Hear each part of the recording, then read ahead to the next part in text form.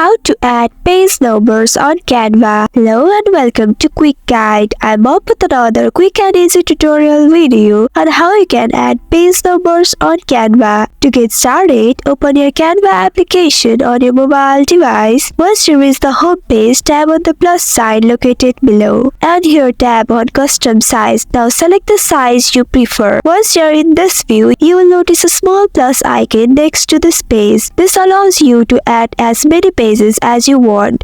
Select the first page and tap on that blue plus icon at the corner of the screen. Now you can select images or look for shapes.